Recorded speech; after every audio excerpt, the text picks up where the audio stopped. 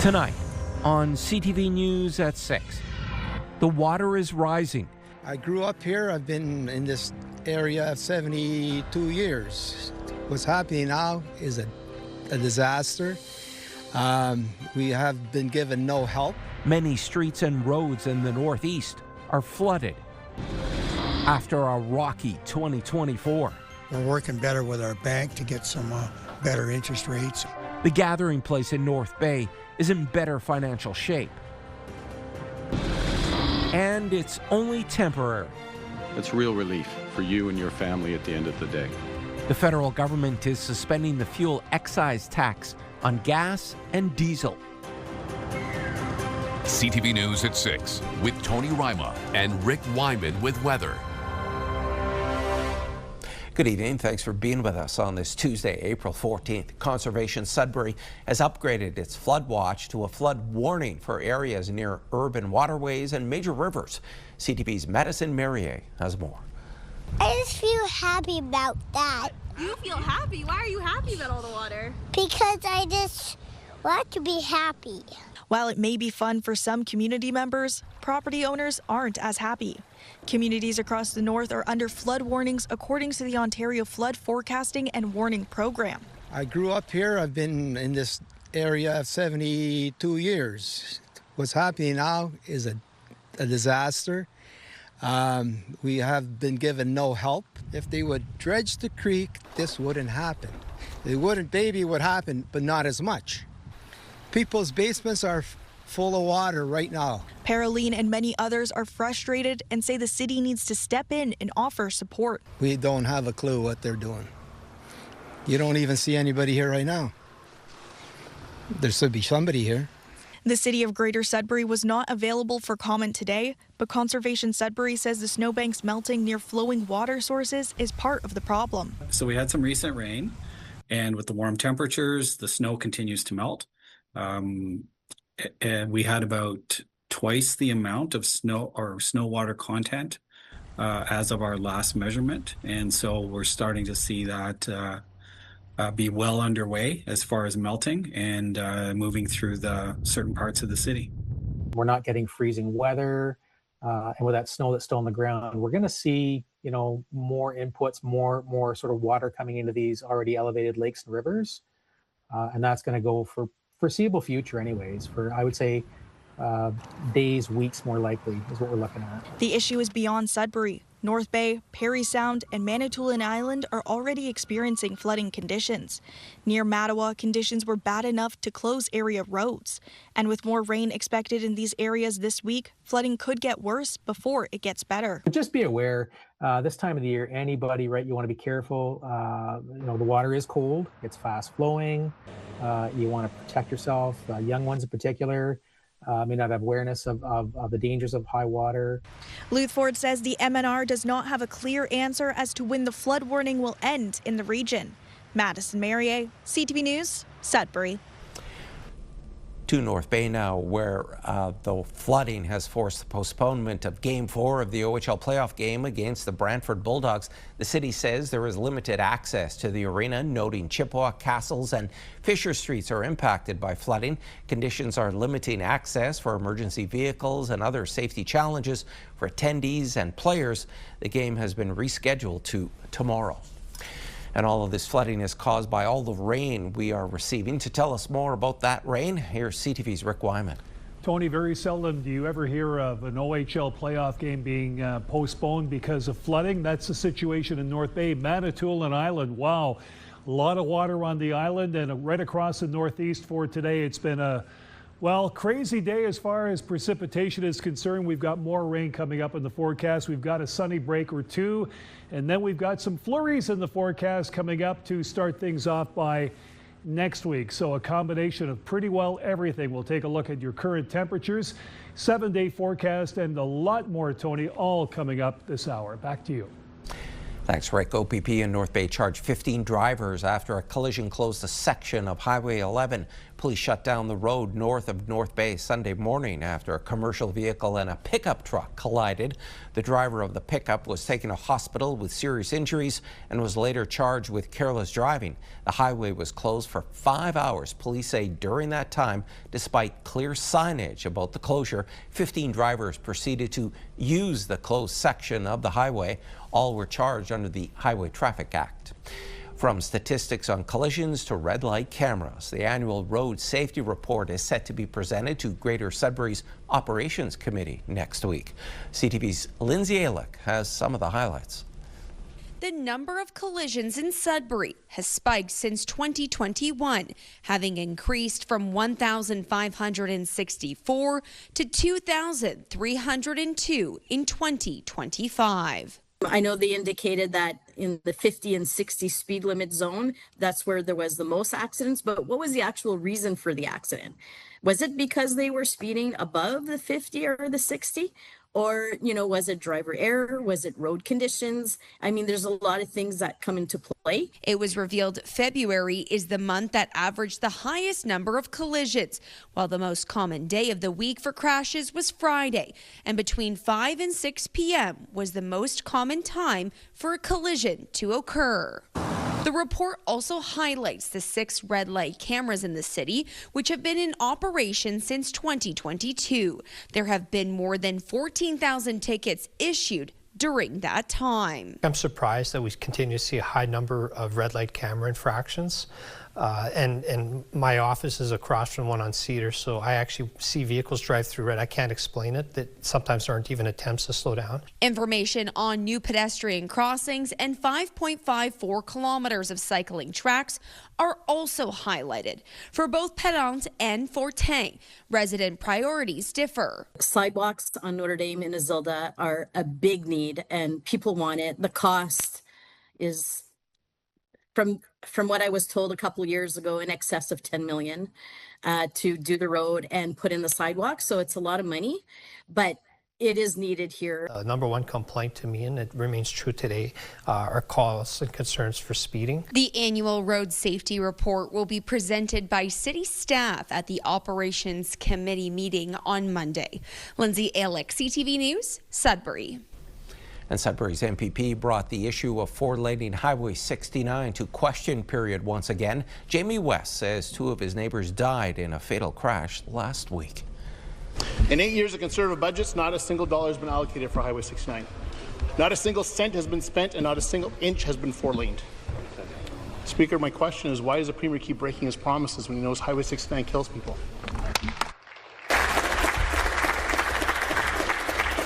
Minister of Transportation. Very much, Madam Speaker. We continue to make great progress on Highway 69, and we're going to get shovels in the ground to get Highway 69 built, Madam Speaker. We have detailed design work that is continuing to happen as we speak today. We're working in collaboration with the communities on Highway 69 and the remaining stretch that hasn't been 4-lane. Sarkaria says the highway is part of a $30 billion plan, but was unable to provide a date as to when those shovels would be going in the ground. The race for the mayor's chair in Timmins is heating up. 2 candidates have confirmed with CTV News they will be running for the seat. Lawrence Martin was mayor of Cochrane, mayor of Sioux Lookout, and Grand Chief of Mushkegowuk Council. He says he wants to build unity at Timmins City Hall and ensure residents have a voice in shaping solutions for the community. Rob Knox is also running. He's a retired Tim Hortons franchise operator and a retired Ontario Provincial Police officer. He says his expertise ranges from emergency response to conflict resolution. My experience will bring some unity, will allow for people's voices to be heard, and for all of us to work as best as we can, work together to achieve, the dreams of Timmins, and to take advantage also of the region that we're in, with all the mining activities going on, with the forestry and hydro dams. And I think that's our immediate priority. Economic development and housing, those two go hand in hand as well. We're not oblivious to some of the well-being of the community in terms of social well-being and the needs of the disadvantaged and others, and that's a really complicated issue. And current Mayor Michelle Boileau has not confirmed if she will be running again in October. The organization has turned things around. Still to come on CTV News at 6. We head to the gathering place in North Bay. First, though, there's a live look at Lake Nipissing in North Bay. This live webcam is courtesy of that city. It's 8 degrees. We are back in just a few minutes. Country 91.7. Sudbury's home for the best country music. Listen for your chance to win $50,000 with Pure Country's big $50K payday. A new report is revealing inmates in Northern Ontario moving from custody to the community are more susceptible to drug poisonings. CTV's Angela Gemmell has the details. Really trying to ground this work and this research in remembrance that behind every statistic is a human life. The toxic drug crisis has taken its toll on Northern Ontario, and a new report shows that toll is even higher for those just released from incarceration. The risk of drug-related death is 50 times higher in the period post-release than that of the general population. So this is an issue that's really impacting people's lives and costing a lot of a huge human toll. The report from the John Howard Society of Ontario focused on drug poisonings in Northern Ontario and the connection to the correctional population. Hussein was one of the researchers. The period post-release can be quite volatile, quite risky and dangerous. People may be released without medication continuity. They might not have transportation. They might just have the clothes on their back that they were incarcerated or arrested in, which may not even be seasonally appropriate. Frontline workers and those with lived experiences from Sudbury, Sault Ste. Marie and Thunder Bay were interviewed and data collected. The report found gaps in supports like treatment options, detox services, supportive housing, primary care, and sustained funding for programming. Those challenges are echoed by locals working to help and support. There aren't the pieces within the justice sector and the health sector to help you. That has real risks for the future. And the impacts on our child welfare system, our families, in communities, it will be even greater. The report, including its recommendations, has been forwarded to the provincial government. The Ministry of the Solicitor General says it works with community partners and municipalities to support individuals released from custody, including establishing connections with treatment services. Angela Gemmell, CTV News, Sudbury. To deal with the ongoing issue of overcrowding at Ontario's jails, the province says it plans to build new correctional facilities. But critics argue that adding places to keep people locked up won't do anything to fix the backlog that is plaguing Ontario's court system. That story from CTV's Siobhan Morris. Ontario's setting out on an expensive building spree meant to add capacity to an overflowing jail system. Right now, Ontario has about 2,000 more inmates than beds. I don't care if you stack them 10 high. These are criminals that broke the law. The plan is for 6,000 more jail beds by 2050. That's according to documents obtained through Freedom of Information by University of Ottawa researchers. My number one concern is making sure we protect the correctional service officers that are in there. I'm not building Four Seasons hotels for criminals that should be in jail. The Premier says modular builds are on the table. Brand new jails and refurbishments are in the pipeline. We're looking at reopening the Brantford jail and the Walkerton jail, and I'm close to having some news in the months ahead about that. That's going to bring hundreds of beds online. Critics warn adding more beds won't fix all the problems in Ontario jails. Those facilities are mostly full of people still waiting for their day in court. The government has completely failed to address overcrowding in jails because of their underinvestment in our court system. And as a result, a number of hardened criminals are getting out. With judges acknowledging inhumane conditions behind bars when considering sentencing or granting bail. And that's not safe for inmates or for correctional officers. I just question why this government never seems to look at any of the upstream solutions. The expected multi-billion-dollar bill for more and expanded jails will cost the government and taxpayers more money than if they would build supportive housing and treatment centers to help people. Doug Ford is undeterred. Those billions of dollars is well invested to make sure our communities are safe. At Queen's Park, Siobhan Morris, CTV News. Over the past several months, changes have taken place at the Gathering Place in North Bay. And as CTV's Eric Tashner tells us, the organization is now on firmer financial footing. Lunchtime at the Gathering Place fills the seats at the tables for people just above the poverty line who need a hot meal. Doesn't matter how many people there is, they're going to feed you. So it's a welcome blessing. The Gathering Place has been cutting costs to balance the books, like paying someone to remove garbage, saving $1,000 a month. The soup kitchen is finally finding some stability. We're working better with our bank to get some better interest rates. In 2024, skyrocketing grocery costs, coupled with donations drying up, caused major concern. The Gathering Place chose to reduce the number of meals to lunch only, letting staff go instead of closing the doors. The board admitted that a major misstep was not paying remittance to Revenue Canada. The Gathering Place refinanced its building and is paying the debt back to the CRA. We're below the 100,000 mark now we owe them, and that's a far cry from where we started, probably 81. The soup kitchen serves meals to around 100 clients each day. It is kind of tough, so I mean, it helps out because you're right, when you get one check a month, it makes sense. When we get to summer now, we're going to be blown out of the water as far as number of people are concerned. The Gathering Place is also making some renovations this summer. A new roof will be installed, new signs are coming, and it will receive a fresh coat of paint both inside and outside. While there have been a lot of changes, the Gathering Place's mission stays the same. If somebody needs a meal, they're going to come in here and we're going to feed them. There's no ifs, ands, or buts. Eric Tashner, CTV News, North Bay. $1.5 million will help 2 organizations in North Bay connect patients with primary care. Local MPP Vic Fideli announced more than $1.2 million will go to the North Bay Indigenous Hub to connect over 1,000 patients with primary care providers. This funding will increase culturally safe care for Indigenous patients in North Bay and the Powassan area as part of a partnership between the Hub and the Family Health Team in Powassan. The remaining money will go to the Blue Sky Family Health Team to help more than 470 patients through a planned expansion.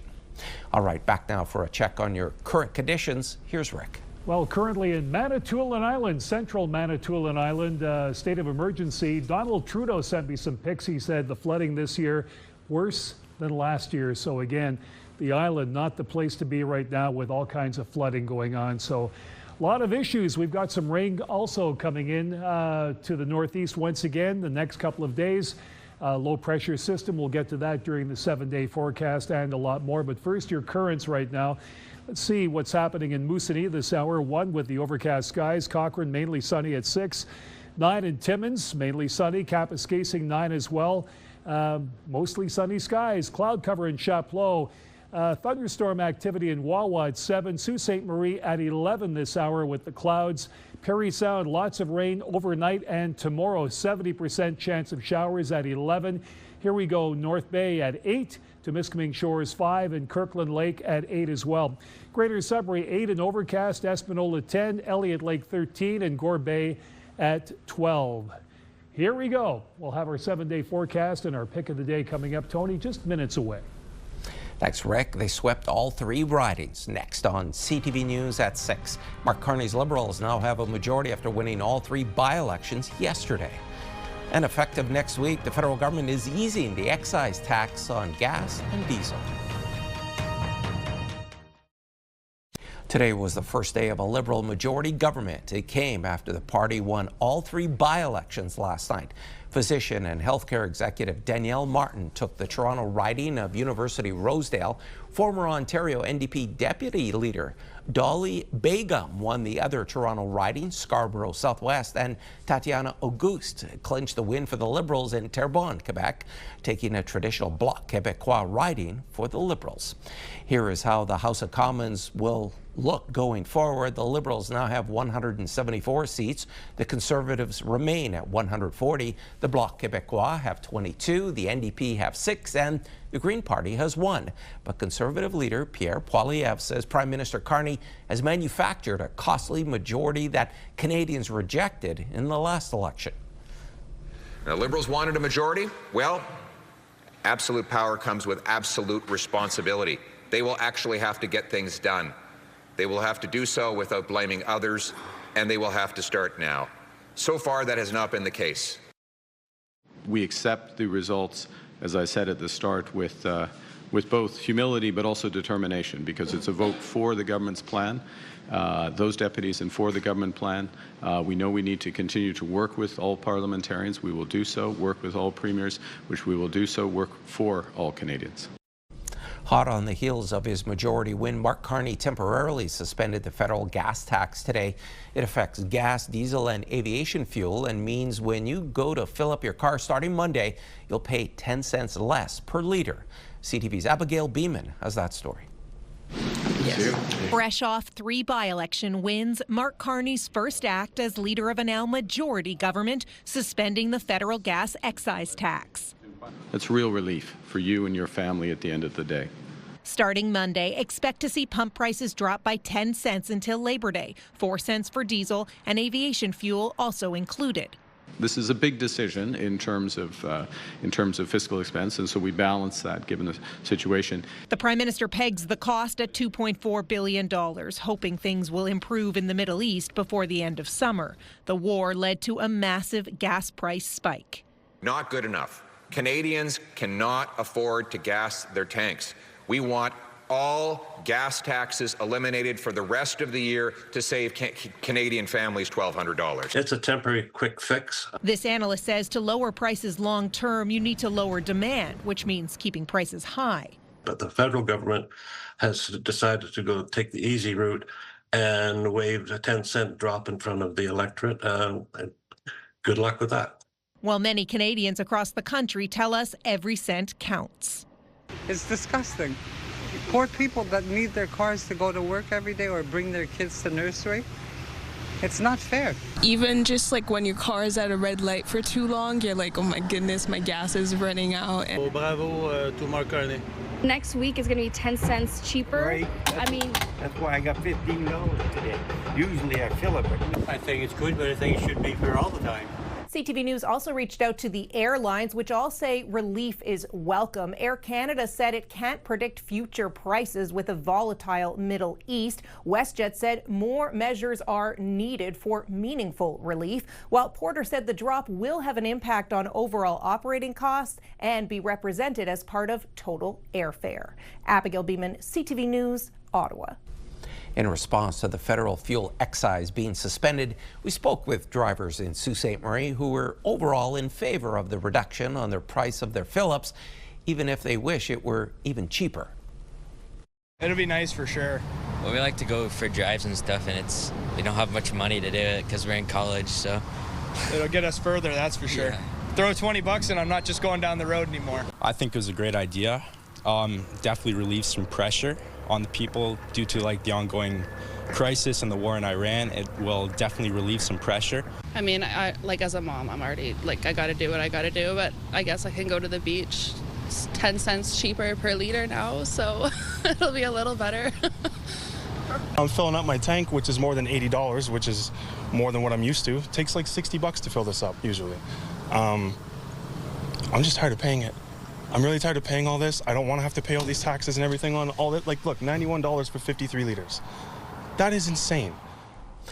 To the Middle East now, where the standoff between the United States and Iran is deepening. The U.S. says it's blocking Iranian ports, and Vice President J.D. Vance is accusing the Iranian regime of engaging in an act of economic terrorism by blocking traffic through the Strait of Hormuz. They basically threatened any ship that's moving through the Straits of Hormuz. Well, as the President of the United States showed, two can play at that game. And if the Iranians are going to try to engage in economic terrorism, we're going to abide by a simple principle that no Iranian ships are getting out either. We know that's a big deal to them. We know that applies additional economic leverage. The U.S. military imposed the blockade on Iranian ports yesterday after peace talks with Iran broke down. U.S. Central Command says it will block all vessels entering or leaving Iranian ports, but will not impede ships in the Strait of Hormuz traveling to and from non-Iranian ports. Pakistan is now proposing a second round of negotiations between the U.S. and Iran in the coming days. Meantime, talks between Lebanese and Israeli officials are expected to take place in Washington later today, led by Marco Rubio. Lebanon's president is hoping the meeting will result in a ceasefire, even after the Iran-backed militant group Hezbollah called on Beirut to reject the talks. It will be the first time in decades that officials from Israel and Lebanon meet face-to-face for direct negotiations. According to Lebanon's health ministry, at least 2,000 people have been killed and more than 1 million displaced since renewed fighting with Israel March 2nd. And there's more news still ahead, but first, here's your full weather forecast with Rick. Okay, Tony, it's been quite a day right across northeastern Ontario. We've seen extreme flooding on Manitoulin Island, North Bay, Mattawa, and areas in between all over the place, and more rain in the forecast, especially overnight tonight and tomorrow in Parry Sound. Forecast radar right now. This is the system that is leaving the area now, but we've got more rain coming up by Thursday as well, so get ready for that. We will have a break with a day of sunshine or partly cloudy skies. Meanwhile, overnight, showers, drizzle in Greater Sudbury, Sault Ste. Marie, some drizzle. Rain, drizzle in Timmins, Temiskaming Shores, showers, drizzle, and drizzle in North Bay. Moose City, some cloud cover, -5 for this evening. Kapuskasing-Hearst, rain, drizzle, Wawa, Gore Bay, drizzle, and showers. Parry Sound, like I said, overnight, chance of showers at 70% there. Sudbury, Nickel Belt, drizzle, showers, 10 degrees tomorrow. Chance of showers on Thursday at 15. 15 with the sunshine. The sunny skies are back for one day. Friday, Saturday, showers at 10. Flurries on Sunday at 2, and Monday, more sunshine, only 4 degrees in the forecast. Sault Ste. Marie, Algoma, drizzle, showers tomorrow at 10. Chance of showers on Thursday, 14. 13 Friday, sun and clouds, some shower activity Saturday at 7. Only 1 Sunday with the chance of flurries at 60%. Monday, sunny skies and a high of 5. Normally, you should be sitting at around 9. Timmins, Cochrane, Kapuskasing, drizzle and showers tomorrow at 8. 15 Thursday, chance of showers at 30%. Friday, sunny skies 11. Showers Saturday at 9. Cool down, -2 Sunday, chance of flurries at 60%. And only 1 degree Monday, at least it's +1 with the sunny skies. Temiskaming Shores, Kirkland Lake, rain drizzle tomorrow at 9. Chance of rain 40%. 16 your high. Friday, sunshine 13. Chance of showers Saturday 60% at 10. 0 Sunday, big turnaround there. Chance of flurries, and only 3 degrees come Monday with the sun and cloud. Normally, you should be sitting at around 8-9 degrees at this time of the year. And a look now at North Bay, West Nipissing. Drizzle showers for tomorrow at 13. Chance of rain 40% Thursday, 15. 16 degrees on Friday. Some sun, some cloud. Then the rain starts on Saturday. 60% chance of showers at 14 degrees. Big drop off though for Sunday. 1 chance of flurries at 40%. Then Monday, some sun and cloud at 3. Your normal this time of the year is around 10. So again, big transition from the rain to the sun and cloud, back to showers, then flurries, and more sun and cloud. Let's have our pick of the day for this afternoon. This evening, great shot of the Sault Ste. Marie skyline. Claudia Orr sent this in. That shot taken from the Station Mall in beautiful Sault Ste. Marie, which has had its fair share of rain this week. Stick around. Tony has more news coming up after the break.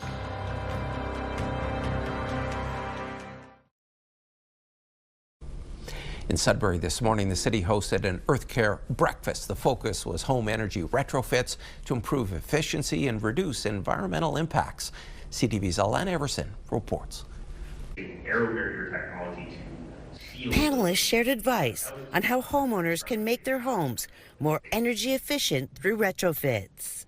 Rethink Green hosted the panel through its Green Economy North program, focused on sustainability and climate resiliency.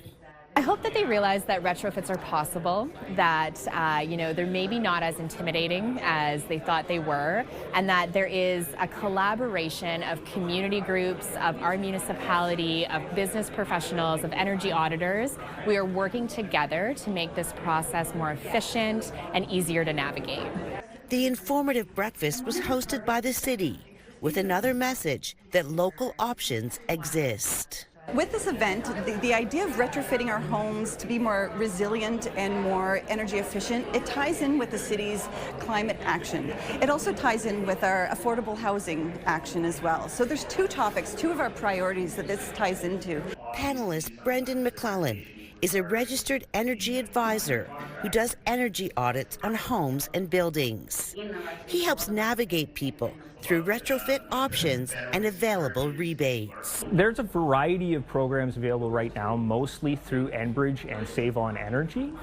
There are several different streams with different eligibility requirements. So certainly getting some advice to find out which stream and which rebates are the best fit for you makes your decisions easier.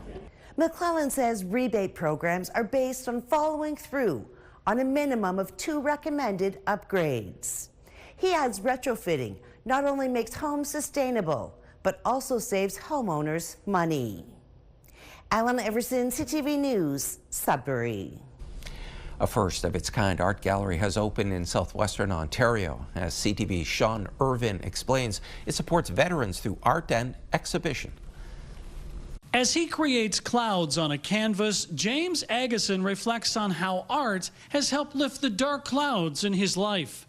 Like many veterans of the Canadian Army and policing, he lives with the scars of PTSD. You know, we're human, and we become lost is really what happens. A little more than a half-decade ago, that's exactly where James found himself. If I was isolated, like a lot of us were, I drank. I was a mess. But in 2022, James discovered peace through art. It helped him turn his life around and later the lives of countless others. This door leads to the concept he created in Port Stanley. Veterans Art Gallery and a wellness center where we help people transition from work life back into civilian life. The art taught and later displayed here is part of the healing process from mental and physical injuries suffered while in service. Some portraits depict an escape from the past, while others confront trauma. The pain that's in the paintings.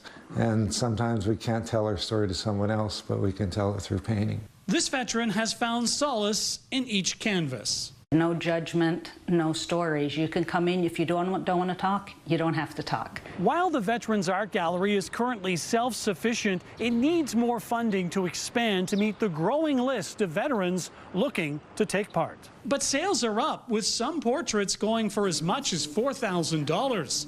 40% of what's sold here goes back into programs, the rest to the artists who are elated when their work is purchased. So it brings you that pride. It brings you, your family sees you smile, and you know that helps everyone. In Port Stanley, Sean Irvin, CTV News. While there are still snowbanks and heavy rain here, in other parts of the country, cherry trees have been in full bloom. CTV's Adam Sawatsky takes us on a journey with Victoria, BC man who is just looking for the perfect picture. In the middle of the street, Wayne Oliver is waiting for the wind. You have to be quick, so I mostly miss. Although it's hard to miss that the road is blanketed with blossoms, that the sidewalks are populated with petals, Wayne is anticipating more action. When these blossoms come out, it's like a cue for a big wind to come up and blow them all over the place and have fun with them. And while he appreciates all this every spring, this is the first time Wayne's trying to capture the petals being playful. And remembering where the record button is on your camera, that's the biggest challenge. By the time you get it all up ready, whoops, gone. But rather than be worried, boy, the backlit leaves look heavenly. Wayne's waiting in wonder. Everyone experiences stress, but it's an art form and how we deal with it. And after experiencing more than his fair share of stress, Wayne is learning to practice that art daily. This is part of how I do it, opening your eyes and being present. In the present, there's no past to regret, no future to fret, and in this particular present, pink possibilities are percolating. And here we are with this little gust of wind again. A little gust that encourages a couple pedals to play before Wayne captures the wind blowing even bigger, enticing pedals to leap from the trees and join their friends in transforming the street into a stage for dancing with wild abandon. It brings out an element of play. That's really the thing. Just play. After the flowers frolic, the branches seem to clap their leaves in applause, the sun beams with appreciation, and Wayne feels grateful that he took the time to capture it all. You look at the news and you see this and that. You know, while all these things go on in the world, I keep on just having fun with the pedals, and that sounds simple, but it brings peace. And you find your day has blossomed into something more magical than you would have imagined. Adam Sawatsky, CTV News, Victoria. Women's professional basketball is coming to Toronto and still ahead on CTV News at 6. The Toronto Tempo select a player in the draft who has just won an NCAA championship.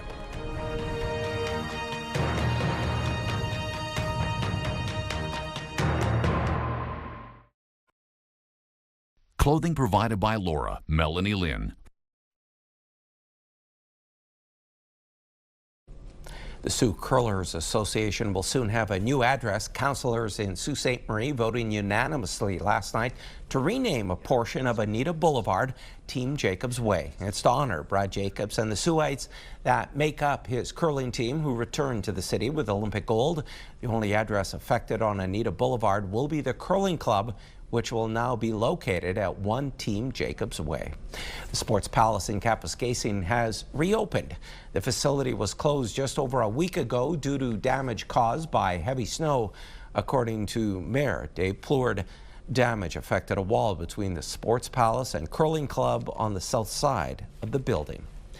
The Toronto Tempo made history Monday night, selecting Kiki Rice, 6 overall in the first round, the team's first WNBA draft pick. With the 6th pick in the 2026 WNBA draft and their first ever pick, the Toronto Tempo select Kiki Rice, UCLA. The 5'11" guard from the UCLA Bruins averaged 14.9 points across 38 games this season, helping lead the team to an NCAA championship. The 22-year-old was also one of a record 5 UCLA players taken in the first round. The Tempo have also signed Hamilton native Kia Nurse, marking the first Canadian signing for Toronto's expansion franchise. The All-Star has played 245 games in the WNBA and won 2 NCAA championships with UConn. The Ontario native has also been a mainstay with Canada's senior women's team for more than a decade, including appearances at the 2016, 2020, and 2024 Olympic Games. The Sudbury Five will begin defense of their basketball Super League title on the road. The Five will start the best-of-5 series against the KW Titans on Thursday. Game 2 of the BSL Championship is slated for Sunday in Kitchener-Waterloo.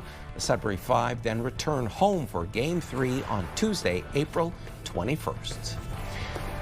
The hockey playoffs now, as we mentioned, due to major flooding around Bort Longyear Memorial Gardens. Game 4 between the Troops and the Brantford Bulldogs has been postponed until tomorrow night. Meanwhile, the Sault Greyhounds are looking for their first victory in round 2. This is the 3rd game of the series for the Hounds in the Western Conference semi-final against the Kitchener Rangers.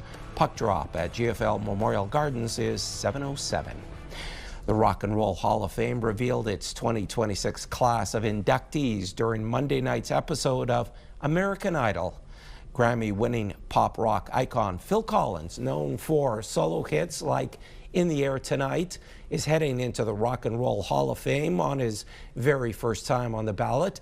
He's already been inducted once before as a member of Genesis. This year's class is also bringing a bit of Manchester into the spotlight, with Britpop legends Oasis recently reunited and made up of brothers Noel and Liam Gallagher among those getting the nod. The induction ceremony is set for November in Los Angeles. Entertainment brought to you by the Cinefest Red Carpet Patron Program. 2 big movie trailers just dropped, one for a major concert documentary, the other for the latest film in a popular franchise. David Daniel previews both in the Hollywood Report. I want to be the artist that I would want to be a fan of.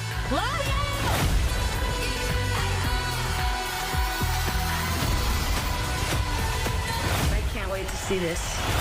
You want to have some fun? Here's a look at the new trailer for Billie Eilish, Hit Me Hard and Soft, the tour live in 3D. Eilish and James Cameron co-directed the film, which takes you into the arena and backstage with the 10-time Grammy winner. It's in theaters May 8th. The arena, it's a killing machine. But all machines can be broken.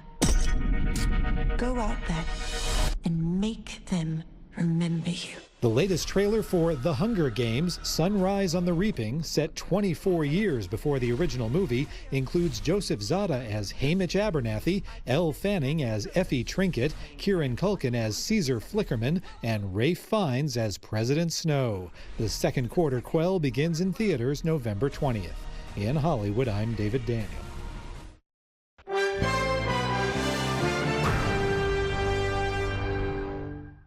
A push to close the gender pay gap with a rally in Toronto today and marks Equal Pay Day, an event now in its 50th year and established by a coalition of groups. CTV's Heather Wright was at the rally. Equal pay! Equal pay! Today is the 104th day of 2026, a day that marks the extra time the average woman needs to work to earn as much as the average man. We're here today because we believe in equal pay, simply put. At a rally in downtown Toronto, members of the Ontario Equal Pay Coalition called on the government to do more to close the gender pay gap, specifically when it comes to the care economy, jobs that are typically held by women, including nurses, personal support workers, and educators. We're still not giving childcare people what they need. The educators can't come today, so that's why I came. In addition to calls for higher wages, the group also wants the Ontario government to deliver on its promise of $10 a day childcare. The federal government had set an April 2026 deadline of reaching that threshold. And while Newfoundland and Labrador, Prince Edward Island, Quebec, Manitoba, Saskatchewan, Yukon, the Northwest Territories, and Nunavut have all met the $10 a day target, Nova Scotia, New Brunswick, Ontario, Alberta, and British Columbia have not. The group says unaffordable childcare disproportionately burdens women. There is no work without care work. No one can go to work if their children, their elders are not cared for. According to Statistics Canada, women aged 25 to 54 earned 89 cents for every dollar earned by men in 2025, up from 81 cents in 1997. And while that pay gap has slowly shrunk over time, another one is growing. The gap between Canada's richest and poorest grew last year, driven in part by a weak job market and slow wage growth. Statistics Canada says the high cost of living and economic uncertainty are impacting a large portion of the country, with nearly 3/4 of Canadians saying the rising price of essentials is straining their finances. Heather Wright, CTV News, Toronto. As we told you earlier, Ottawa is giving Canadians a break at the pumps, but it doesn't come cheap. BNN Bloomberg's Marilla Fernandez has more. The suspension of the gas tax will cost Ottawa about $2.5 billion. Canadians are paying an average of 27% more at the pump now than before the conflict with Iran. Getting rid of the excise tax will save drivers 10 cents a litre on regular gas and 4 cents on diesel. Even jet fuel will be discounted. Here are the closing numbers for the day. The Canadian dollar is up to $72.62. West Texas Intermediate is down over $7 to $91.97. Western Canadian Select is up over $2 to $75.02. And the TSX gained 223 points today. Those are your business headlines. I'm Marilla Fernandez. Here are the current prices for some key commodities. We watch gold up $100.56, closing the day at $48.4209 US an ounce. Silver up $3.99 to end the day at $79.56. Copper moved forward 17 cents to $5.89, and nickel up 20 cents, ending the day at $8.12 US a pound. And Rick is back now for one last look at your Wednesday weather. Tony, earlier I mentioned about central Manitoulin under a state of emergency. That includes Billings Township. Just received a call about the situation over there. For tomorrow, showers, drizzle, 10 degrees in Greater Sudbury. Timmins at 8, showers, drizzle, more of the same in Sault Ste. Marie. also at 10 degrees. North Bay 13 showers, drizzle, showers in Parry Sound, 70% chance of rain. The rain starts overnight. Temiskaming Shores 9 with rain and drizzle. Another wet day tomorrow, Tony. Back to you. Thanks for that, Rick. Some folks hate leaving their pet behind when they go on vacation. One man has solved that problem. Danny New has that story. You might be looking at history right now because, yes, that is a parrot exploring the Atlantic Ocean in a DIY submarine. He is very comfortable with that. I'm his buddy. Iowan Stephen Lawyer didn't want to leave his 6-year-old pal BB alone when he went to the Bahamas for a month. So the former physics major instead invented a contraption he calls the Bebosphere. It's not full of air right now, but it's at 3,000 PSI, the same as a scuba tank. For the record, this is not the first time Stephen assembled a contraption for BB. You skydive! He also created a Beeble so they could go skydiving together. He says they've now gone 15 times. When I'm going to jump, he will go in there voluntarily. He lets us know if he wants to go. Over the past week or so, this video has picked up millions of views online with varying reactions. One commenter writing, "Love it," while another says, "I'm not really sure he wants that." Couple comments from people who did not like this concept. No, I get it. Was BB at risk while in the submarine? My answer is very, very, very low because of all the precautions I took. Here you go. Ready? Go. Overall, Stephen just feels all this inventing is worth it if he doesn't have to leave his best bud in a cage. I mean, if Stephen's not there, who's going to feed him cashews? But look at his manners there. He'll hold the cashew in his foot while he eats it. I know he went underwater, but this is way cooler to me. That was Danny New reporting. And we leave you with all the water and all the rain in North Bay today and the floodwaters. Thanks for watching. More news comes your way at 11:30 with Ian Campbell.